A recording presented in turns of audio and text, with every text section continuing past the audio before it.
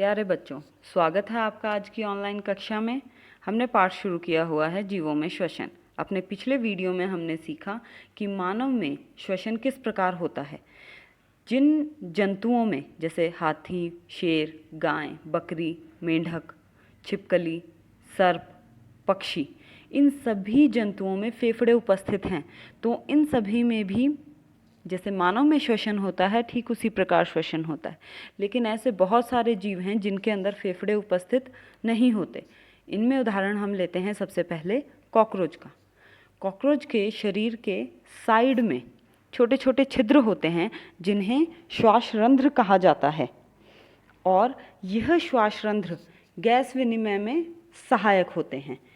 यह श्वासरंध्र आगे वायु नलिकाओं के एक जाल में खुलती हैं जिन्हें श्वास प्रणाल या वातक कहा जाता है।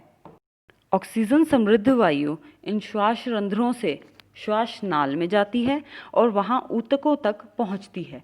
वहाँ पर ऊतक इस ऑक्सीजन को ले लेते हैं। इसी प्रकार कोशिकाओं से कार्बन डाइऑक्साइड श्वास नालों में आती है और श्वास रंध्रों से शरीर से बाहर चली जाती है। श्वास नाल या श्वास प्रणाल यह केवल कीटों में ही पाया जाता है, किसी और जंतुओं में नहीं।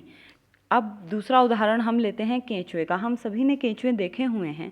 इनकी त्वचा बहुत ही आर्द्र और श्लेष्मीय होती है, और हमने कक्षा 6 में पढ़ा हुआ है कि केंचुए अपनी त्वचा से श्वसन करते हैं। तीसरा उदाहरण है मेंढक का। मेंढक के अंदर मनुष्य की भांति फेफड़े अवश्य होते हैं, परंतु ये फेफड़ों के अलावा अपनी त्वचा से भी श्वसन कर सकते हैं, क्योंकि इनकी त्वचा आर्द्र और श्लेष्मयी होती है।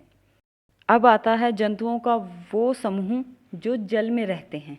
तो ऐसे जीव जैसे मछलियों के अंदर क्लोम या गिल पाए जाते हैं। यह क्लोम जल में घुली हुई ऑक्सीजन का उपयोग करते हैं। क्लोम त्वचा से बाहर की तरफ हमें नज़र आते हैं, और क्लोम के अंदर रक्त वाहिकाओं का बहुत जाल होता है जो गैस के विनिमय में सहायक होता है। हम सभी जानते हैं सभी जीव जंतुओं के अलावा पौधे भी श्वसन करते हैं। हम अपनी पहली कक्षाओं में पढ़ चुके हैं कि पादप की पत्तियों में ऑक्सीजन और कार्बन डाइऑक्साइड के विनिमय के लिए सूक्ष्म छिद्र होते हैं जिन्हें रंध्र कहा जाता है। ये रंध्र पौधे के बाकी भागों पर भी उपस्थित होते हैं।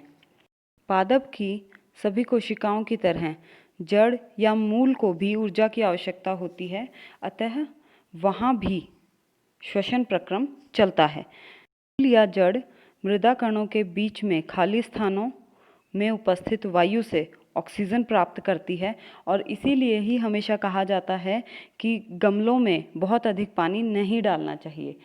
तो इस अध्याय में हमने पढ़ा श्वसन एक बहुत ही महत्वपूर्ण जैविक प्रक्रम है, और प्रत्येक जीव को जीवित रहने के लिए श्वसन करना बहुत आवश्यक है। धन्यवाद।